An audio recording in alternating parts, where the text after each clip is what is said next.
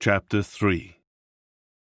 Moses became a shepherd of the flock of his father-in-law Jethro, the priest of Midian. While he was leading the flock to the west side of the wilderness, he eventually came to the mountain of the true God, to Horeb.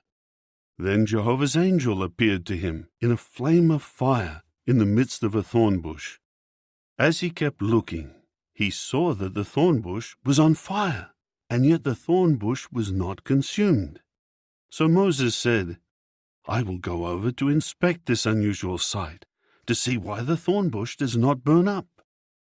When Jehovah saw that he went over to look, God called to him out of the thorn bush and said, "Moses, Moses." To which he said, "Here I am." Then he said, "Do not come any nearer. Remove your sandals from your feet, because the place where you are standing is holy ground." He went on to say, "I am the God of your father, the God of Abraham, the God of Isaac, and the God of Jacob." Then Moses hid his face, because he was afraid to look at the true God.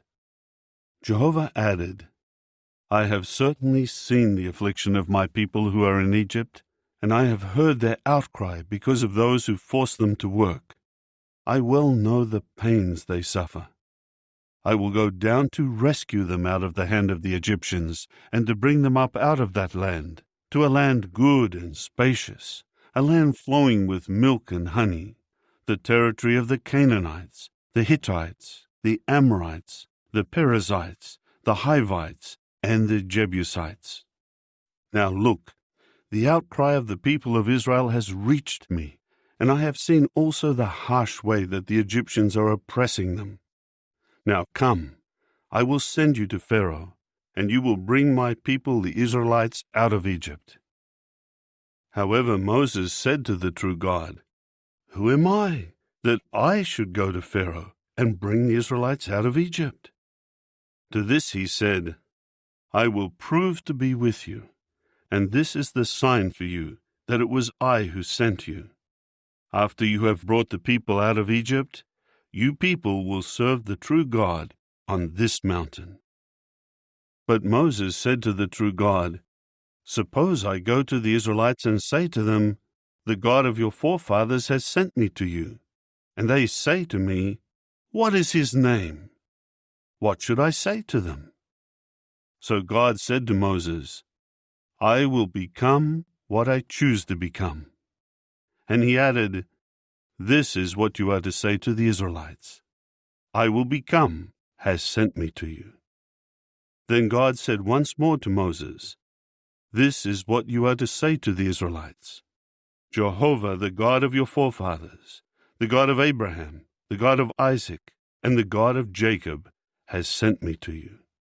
This is my name forever, and this is how I am to be remembered from generation to generation.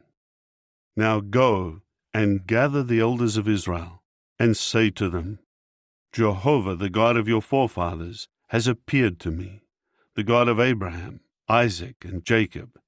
And he said, I have certainly taken notice of you, and of what is being done to you in Egypt.